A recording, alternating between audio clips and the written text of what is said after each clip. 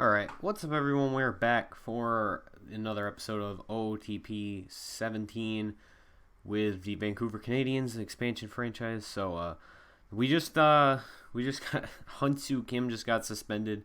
He was doing pretty terrible this year. We're gonna go over stats for the players.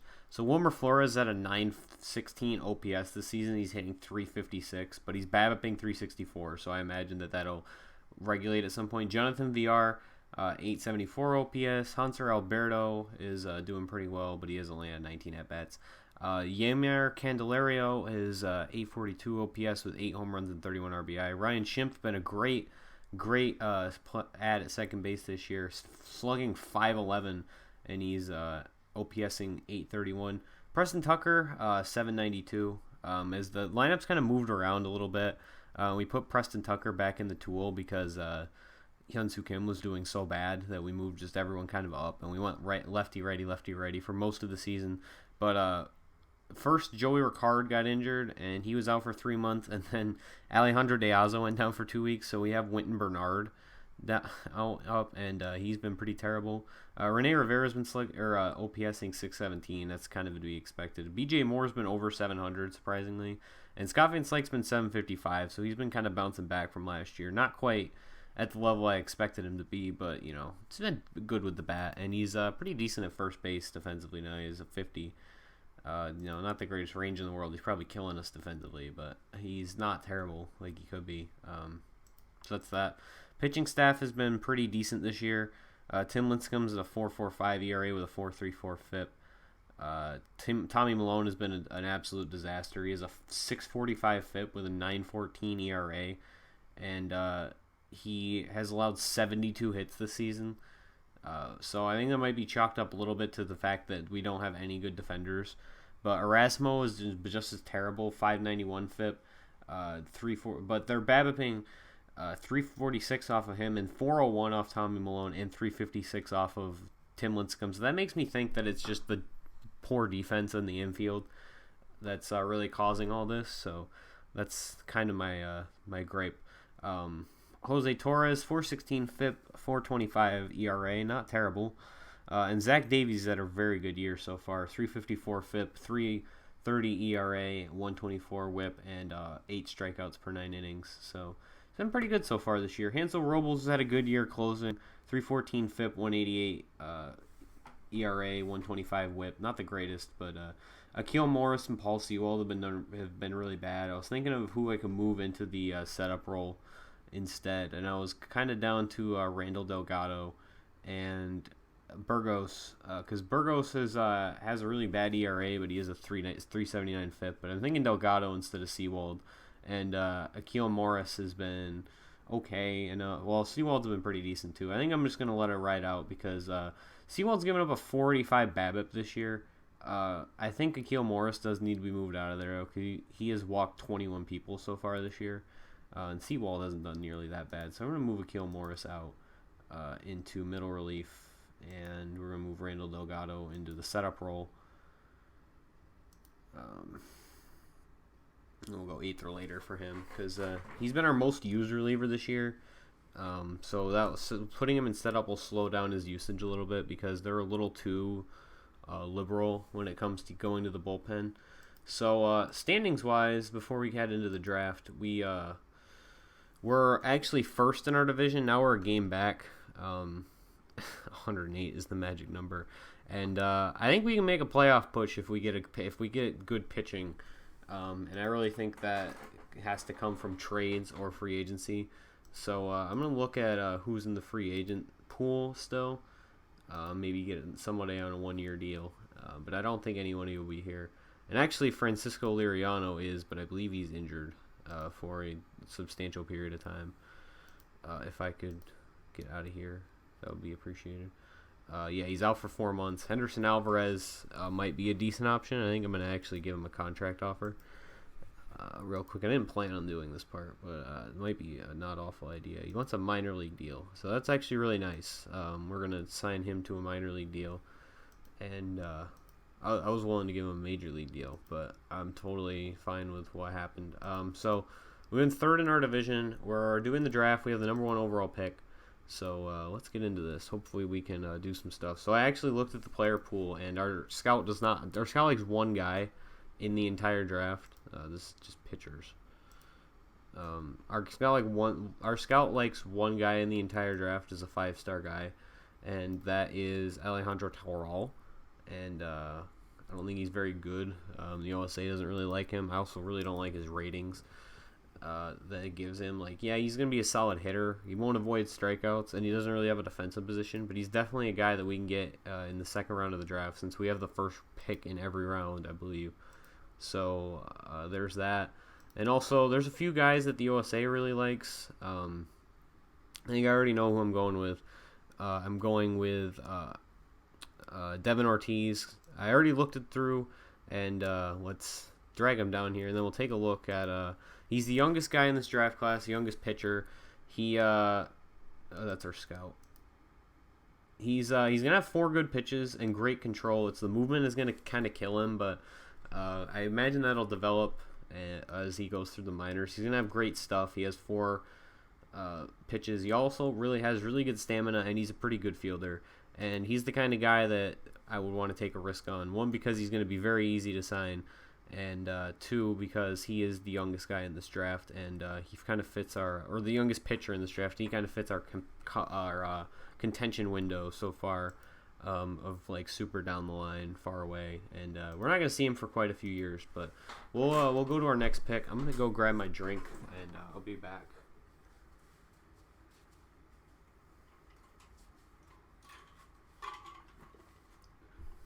Alright, I actually didn't miss anything. So, now we're going to go look at, I actually probably should look at a couple of these guys right here. So, Justin Smith, our scout, does not really like him. The OSA thinks he's going to be a good home run hitter, and that's about it. I like guys who don't have really good eye discipline, though. That kind of scares me. This catcher, Slade Hagen, we already have a good catching prospect, so I'm not going to really worry about that too much. Jason Gonzalez, he's a 4.5 according to our scout. So I'm going to draft according to our scout now from here on out. So Alejandro Toral is who I'm going to take. $750,000 bonus, but and he's going to be extremely hard to sign. But with the money we saved from drafting number 1 overall, way below the slot value, I think will work out fine for us. We're going to see if our scout likes anybody now. All right, there's one 4-star, or there's a bunch of 4-star guys now. So let's draft according to the OSA and who they like, and see who's going to be an easy sign for us or not. Jeremy Martinez, I imagine he wants the slot. Let's see. Yeah, he'll be a good pick. So I don't even really care what his ratings are. He has 5-star potential. Even though I did say I didn't want to catch her a couple picks ago. It was a little more high leverage situation at that point. What's the record for hitting the most triple plays? No one person did in that many. All right. So there's another catcher here. He's 17.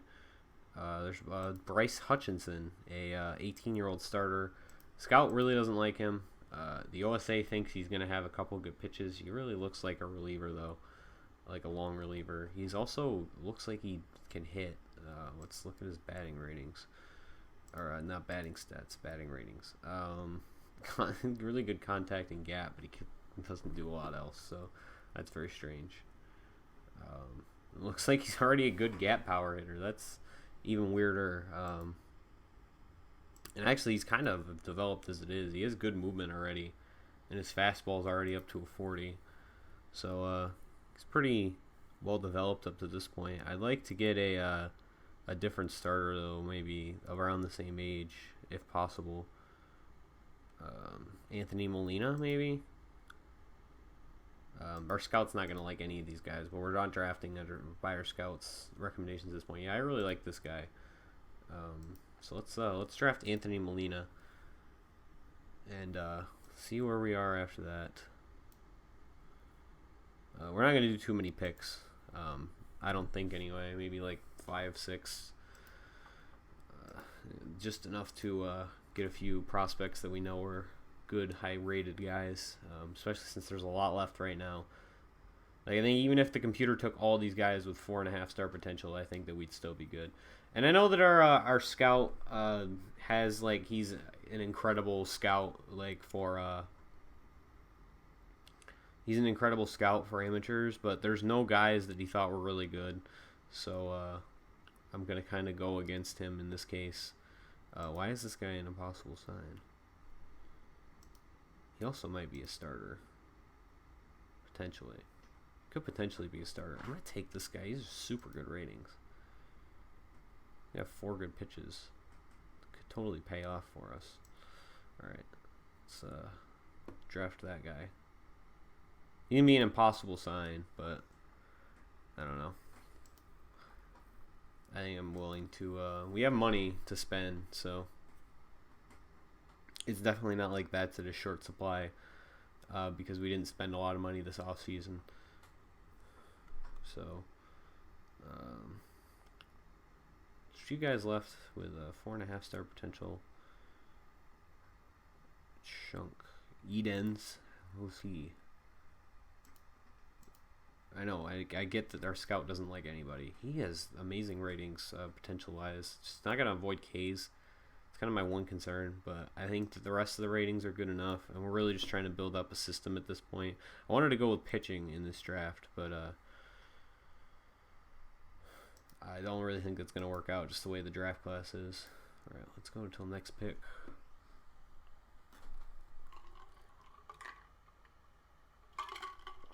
The game keeps kind of freezing when we first go to do that too. It's weird. All right. Is there any guys that the scout likes still? Yeah, Dalton Roan. All right, let's take him. I know he's only 4-star, but the scout likes him, so I imagine that'll work out for us. All right, and then we can go look at OSA. Take a few guys that the OSA likes, and then we'll head on out. As long as their demands aren't ridiculous.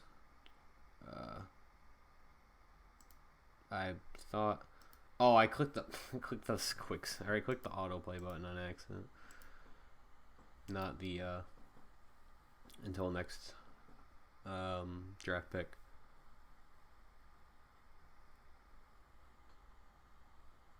So, yeah, let's take. I thought we already took this guy. Did we not? No, I don't think we did actually. Yeah, because he had bad contact, I think. I don't remember. I don't remember if that was the reason why. He doesn't really have any good ratings though either. Mervil Hernandez. Maybe we can go with someone who's a little bit older. Like the starting pitcher, Kevin Davis. Because they're going to be good. It's definitely worth the pick. This guy's control is going to be terrible. But maybe it'll improve in the minors. You never know. I mean, there's not even guarantee that these guys are going to be any good anyway. They might totally suck dick, but we're drafting based on what their potential is, not what they are now. All right, let's finish the draft. I'm not going to sit through all of this, so because there's like 35 rounds. I think it's just as long as the expansion draft, and that took like an hour and a half for me to finish. I think it's part of the reason. If I hadn't, like, because the reason I didn't show the expansion draft was I lost the footage. Even if I had, I probably would have cut it out anyway because it was so long and boring most of the time because I was sitting here just looking at different picks and trying to weigh my options. So it was really not interesting to watch for the most part. I'm going to cut out. I will see you back when this draft is done simulating. All right, so we signed Henderson Alvarez and also Cameron Ybarra, the relief pitcher, signed his deal. So we had to offer him a lot.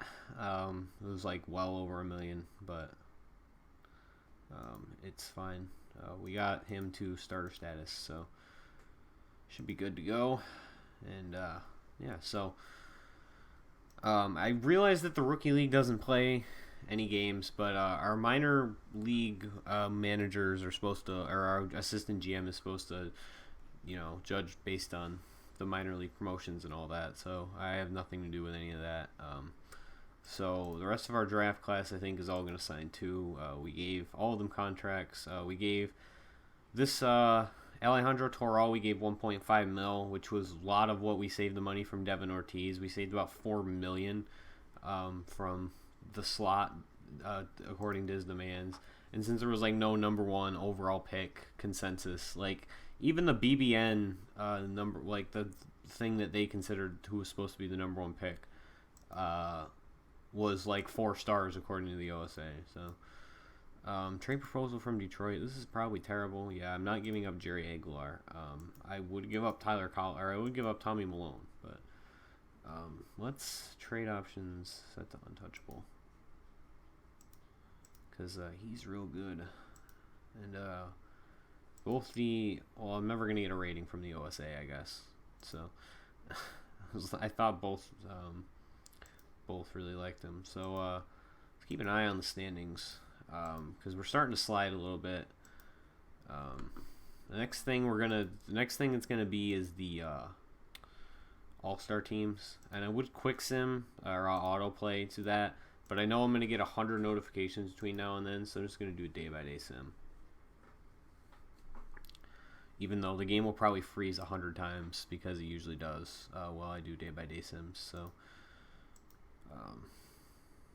apparently Russell Martin is the best player on the Blue Jays. I don't believe that. Alright, Anthony Molina signed, so that's good. We had to give him a pretty sizable bonus. So this is gonna do this every time I try and go back, isn't it? Can I go back? Thanks. Next time I'm just gonna go the other way around. So oh, we signed Henderson Alvarez, so let's bring him up. We probably lost a game at some point that we would have won if he pitched. Devin Ortiz, number 1 overall pick, signed. Alright, if he didn't sign, we would have the number 2 pick in the next draft, so that's good that he signed. I wouldn't have cared either way, honestly. Probably would have preferred to have a number 2 pick in a better draft, but Devin Ortiz is a really good prospect too, so I don't want it to be a Brady Aiken situation. Rosters and transactions is what I need. Alright, so Ricard's about 2 months away from coming back, and Alejandro Diaz is going to be coming back soon, so keep that in mind. Players designated for an assignment. Oh no, he'd just be in the minor leagues anyway, so let's make sure that he didn't already start. And I think he's going to take Tommy Malone's spot. So, yeah, Henderson Alvarez is not tired at all. Okay, let's call him up. Just place on secondary roster. And then from the major league screen, we can do this. Waive and designate for an assignment. Yes, waive and designate Tommy Mullen. I did the right one. Okay. And then go down to here. And where the hell is Henderson Alvarez? Why is he listed as a reliever? Alright, so that might have made our team a little bit better in terms of that. I actually didn't really look at his ratings, but I thought, yeah, they're all pretty solid. I mean, his stuff's not very good, but he's got good control, so, and really good stamina. So if nothing else, he'll be an innings leader for us, which is a big problem considering our bullpen is already up to 44 innings, and we've only played 60 games. So, or what, like one member of our bullpen is already up to that amount. So we could really use the boost. And Erasmo Ramirez has been terrible, but I don't really know what I want to do in terms of that. I'm gonna quickly see though what I can get for Tommy Malone, because last time I checked when I was last time I checked when I was shopping him around before I even started recording this, there were a couple good offers. So we'll see if anything comes up this time that's any good. Because like last time I got Randall Grichuk offered to me, and I didn't know if I should take that deal or not, but I think I will now, just with how bad Tommy Malone's been. He wasn't very good early on, but he was not this atrocious. It was like a month into the season, but I didn't have another option of replacing him like I do now. I think Erasmo can turn it around. I don't think Tommy Malone is going to turn it around. So, Jed Yurko is one of the offers, it looks like. Yasmani Tomas, Kevin Pillar, wouldn't be the worst option in the world for center field. Cody Ash. Looks like he's really overachieving this year more than anything else. Oh no, he's not even overachieving. 637 OPS. Yeah, he's been pretty not good. I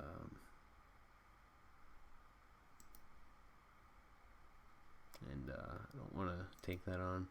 I might just hold on to Tommy Malone. There's always injury and stuff. So as soon as he clears waivers, we can go through that. Might just call up Tyler Thornburg, honestly. There's plenty of options in the minor leagues. So we lost that game, and we don't have a game today. See how Henderson Alvarez does in his first start. All right. Oh, Alejandro Diaz can come off the DL. So yeah, let's send down either Vicente Rivera or Winton Bernard. Winton Bernard has been. Why is it showing pitching stats? Batting stats 1. Winton Bernard has been 472 OPS, negative .7 wins. Okay, so that answered the question for us.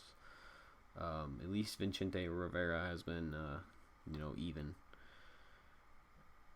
And I'm going to put him in as the backup anyway, so it really doesn't matter. I really just need a backup center fielder. Disabled list. It's really waiting on Joey Ricard to get back, but is what it is. Yeah, Vicente Rivera still needs to play left field because Hyun-Soo Kim is suspended. He's gonna be the next one who gets sent down though, so we'll keep an eye on that situation. How much longer is he out? 7 games. Okay, so I should have associated the two.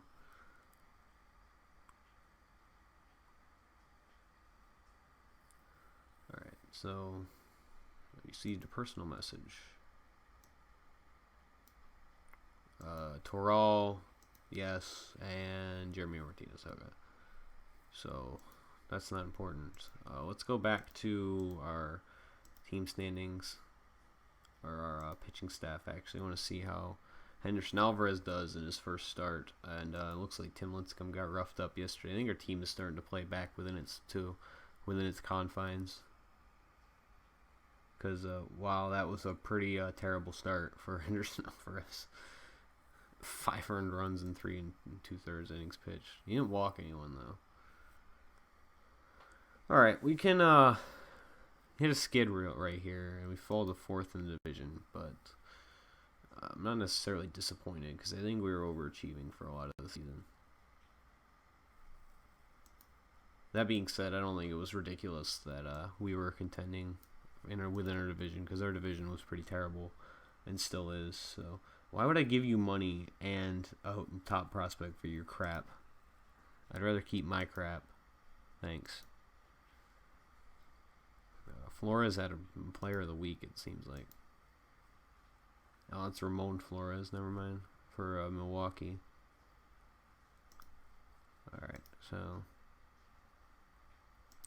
what did I want to look at? Oh, lineups. Because seems like we only need a long reliever on this team, because just our bullpen gets like annihilated in terms of innings every year, it seems like. Last year they had a ridiculous number of innings pitched too. That was a bad loss late. And it looks like Candelario's injured too, unless it's just a day-to-day thing. The game's got to load. Alright, that might have been the notification for what it was. Yeah, Candelario injury diagnosis. 3 days, alright, we'll let the computer handle that, because I don't really care. It's just like a day-to-day injury.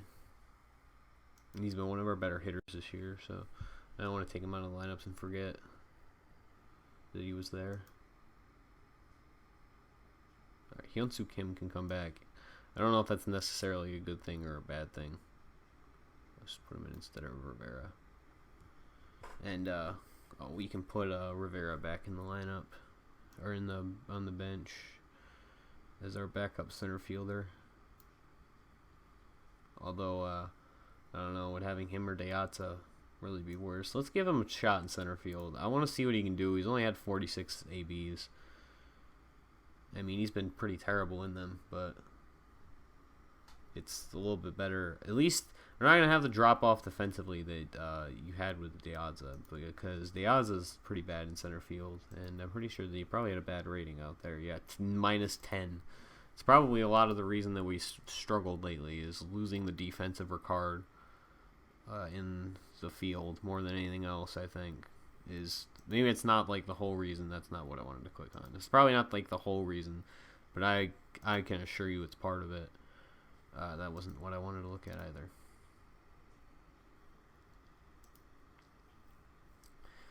Yeah, 65 center, 65 right. It really shines in left field, but I don't think he's played any center field for us to have a judgment. Oh, he played it in the minors and he had a +10.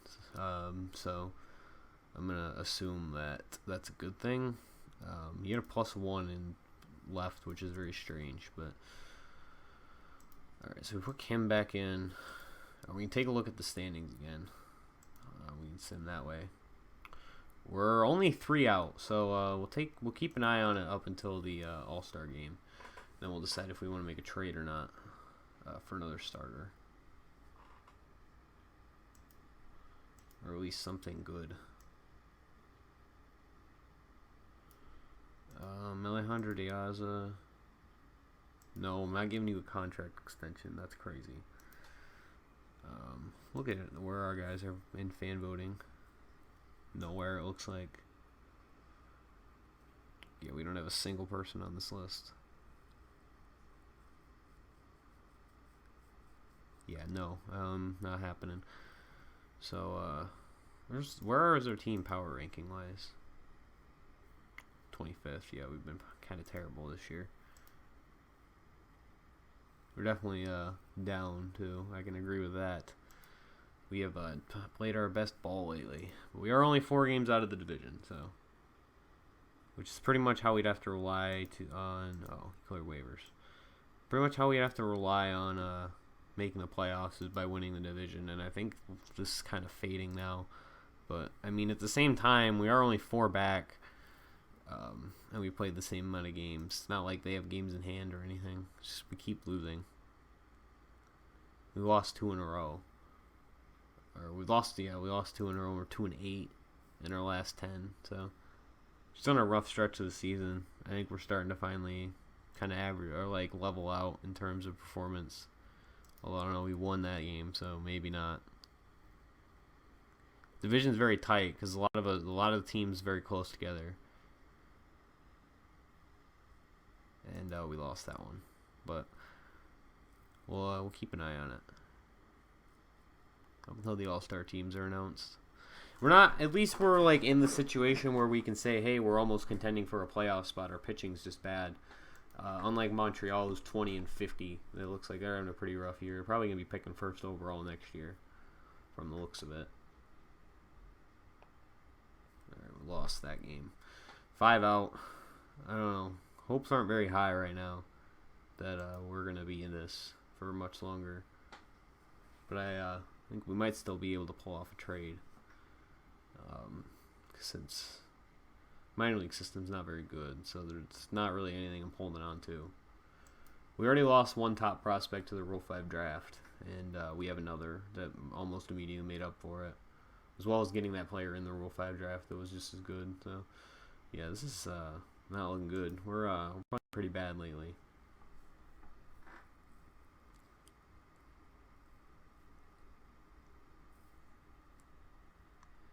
Still, crazier things have happened. No one's pulling away with the division yet.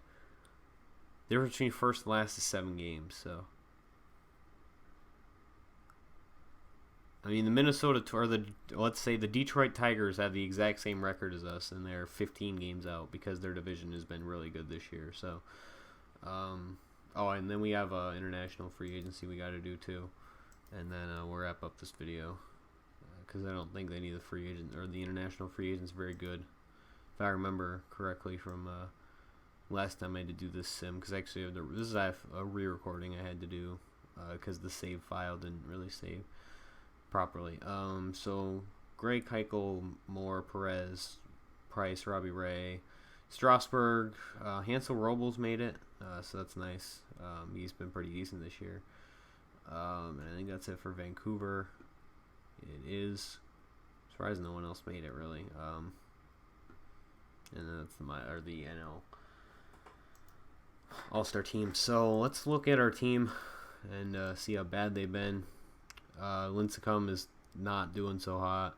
Alvarez is 258 whip. The signing might not have gone the way I wanted it to.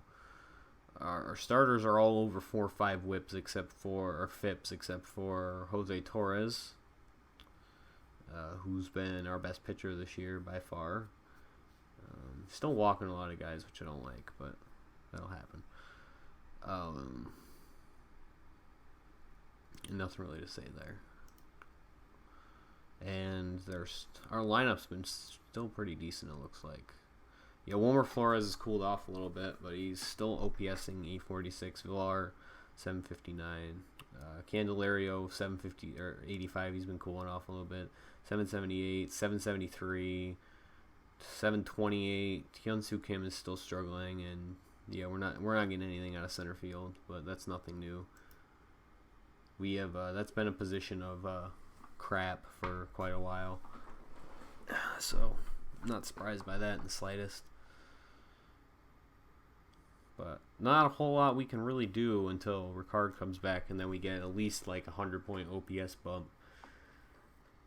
Because he played for like 14 games and then got injured, so. Yeah. Because there was like a point where we were like 7 games over 500 very early on in the year, so. I definitely think that the outfield, or like just the defense in general, is bad, but the outfield defense being downgraded so much, but his like departure, I guess you could call it, is really affected our team a lot more than I had imagined it would have. But that'll happen when you have a really good defensive player and he just suddenly doesn't play for months.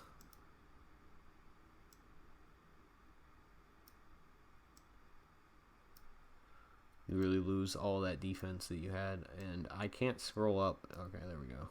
Alright, so the NL won the All-Star game. Alright, any of these guys very good. It looks like a few of them are pretty decent, according to the OSA.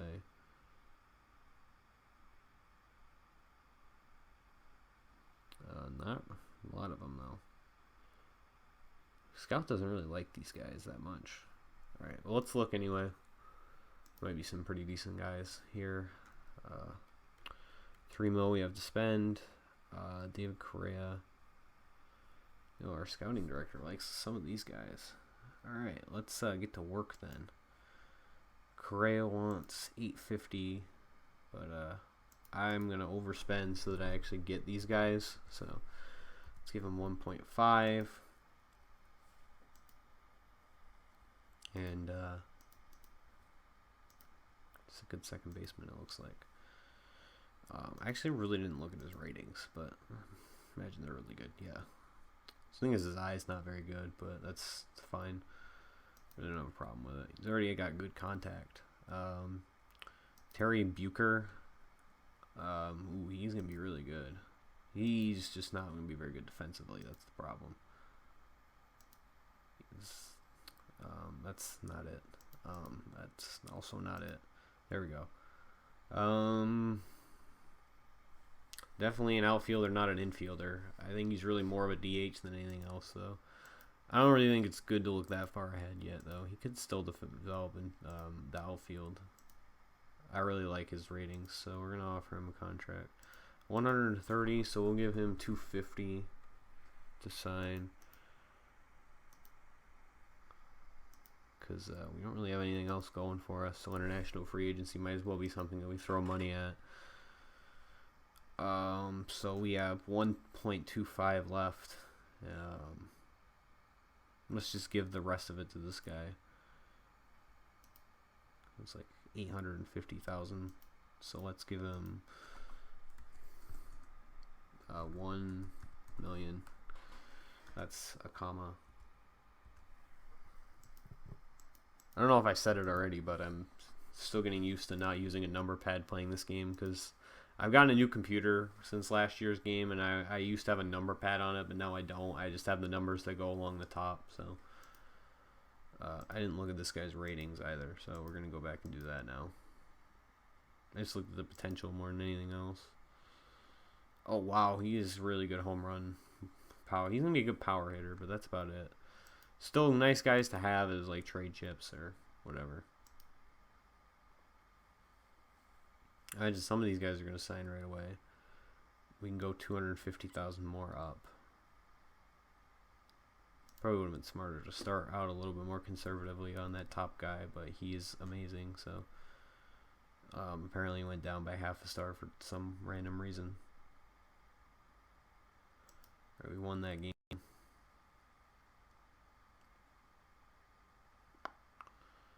Game froze. Alright. Can I go to my mailbox, please? Alright, it did it for me anyway.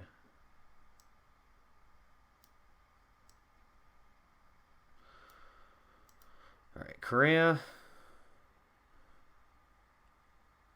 Oakland offered him more money. Damn it. 1-7. Alright. We'll go 2, and then we'll just withdraw our offer to that other guy who wanted more money, because I really don't want to go over the cap, because I don't like going over the international spending cap, because then you don't get to spend next year. So there's a place to look at my pending transactions, or yeah, my pending. Oh, we already signed somebody, it looks like. Who already signed? Oh, Luis Bio already signed. Alright, he was the guy I wanted to sign for a mil. Yeah, we're not going to be able to get both of these guys, so. I think I'll pass on this guy then. It's the guy. I really would have not wanted this guy, but that's fine. I don't really care either way. Just rather get Correa. If Correa wants any more, though, we're kind of screwed because of that contract they got like auto signed. Alright, I think we swept Houston too during all that. Should be getting a notification here in a second. Oh, the game froze.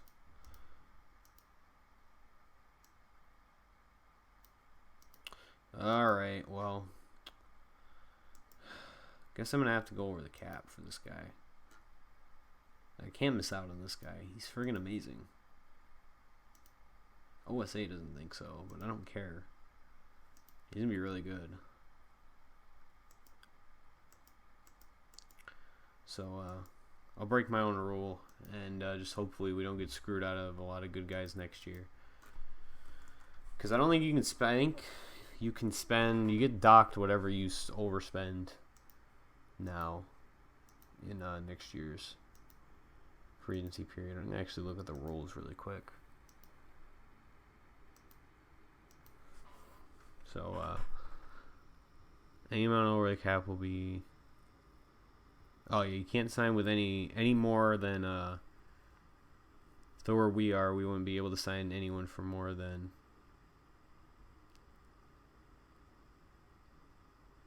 Can't sign anyone for more than 250,000.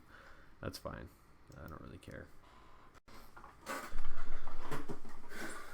Not often that you see 5-star guys that are really worth negotiating with, or well, I guess it's 4.5 stars now, but not a lot of pitchers this year. There's a lot of pitchers in the international free agency usually.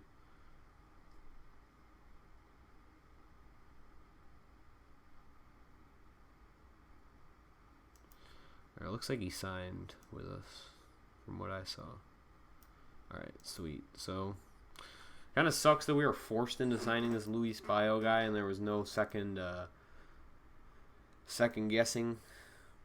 But I think he can be pretty good for us. Hopefully it works out. So, all right, so we're going to make a minor move at the trade deadline, and then we're going to shop who we're getting in this trade anyway. We're going to trade Nori Ruiz. So when I signed him, he was supposed to be really good, and his potential has been nothing but drop since then.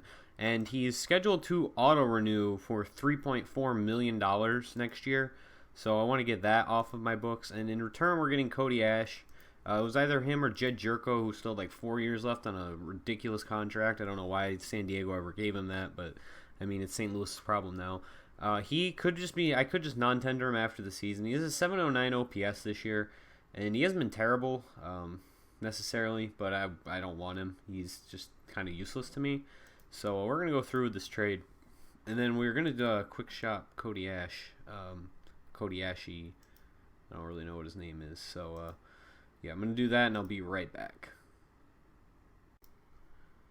All right, so the Indians were willing to take on Cody Ashy for Clint Frazier, 4-star prospect center fielder. He was like the 7th pick overall in the draft a few years ago, something like that. Not the greatest ratings in the world. He's a 5-tool player, more than can run, throw people out, field, hit, power, all that. But I'm not going to guarantee he ever turns into anything because, he's been an okay hitter at every level, and he's going to probably be in AAA for us. He's probably right on the cusp, too. I wouldn't play him, I don't think, though. I think we're going to put him in the minors, but let's finish this trade, and yeah, that'll be it. So I'm going to cut out after I manage this, and I will see you guys at the end of the season for a end-of-season update. All right, so we're back here. Excuse me. We're back here at the end of the season, and we made a pretty incredible slide after we were, I think, 30-30 at one point in the season when we were still kind of in contention for a playoff spot. We finished 28 and 74, and we actually finished in last place in the entire league, a game back of the Montreal Expos and 2 games back of the Phillies, and it's because in the last 10 games we won one less game than Montreal did. So it really came down to the wire the last couple days of the season. So we did fall very far. We're going to do something a little bit different this season. We're going to look at the Montreal Expos player stats first, since I don't really care a whole lot outside of just curiosity. So they finished last in their division, obviously, although Philadelphia gave them a run for their money in that department anyway. So let's look at how their pitching did this season. Manny Benuelos, we'll go by FIP, because that's a little bit more of an accurate judgment of pitcher skill than ERA. So David Fonseca had a pretty decent season for them, 79 strikeouts, 3.43 ERA, and 2.58 FIP out of the bullpen. High walk rate, but still pretty good outside of that. Mike Foltynewicz, 3.45 FIP, 4.76 ERA, and 22 innings pitched. Evan Scribner, 3.59 FIP, 4.41 ERA, so it looks like they have kind of a bad defense. Manny Benuelos had a pretty solid year, starting 20 games this season. Yeah, coming out of the bullpen per 9 others, went 6-7 with a 3.81 FIP, 4.31 ERA, so he actually didn't do too bad. 126 strikeouts. Walks could be a little bit better, but not too terrible. Neftali Feliz had a pretty decent season, along with this guy. Brett Cecil had a pretty rough year. Drew Pomeranz outperformed his FIP by 0.7 of a run. Chris Medlin was terrible. Mike Leake was terrible. Edwin Jackson was terrible. Jorge Lopez has pretty bad. Chris Tillman was pretty terrible. And Stripling, yeah, these guys. Well, this guy only pitched 1 game, but still. Let's look at their lineup. We'll sort this by OPS and see how this turned out. So, none of these guys who had a pretty good OPS played a whole lot. John Singleton had an 800 OPS, 467 slugging percentage, really lifted that one up, though. Struck out 204 times this season in 150 games and 643 plate appearances. So that is almost a strikeout rate of 1 per every 3 plate appearances. But he did hit 30 home runs and had 85 RBI, which is pretty impressive considering how crappy the team is. And the only other regulars to have over a 700 OPS is Starlin Castro and Austin Jackson. And Chris Carter had a pretty bad year.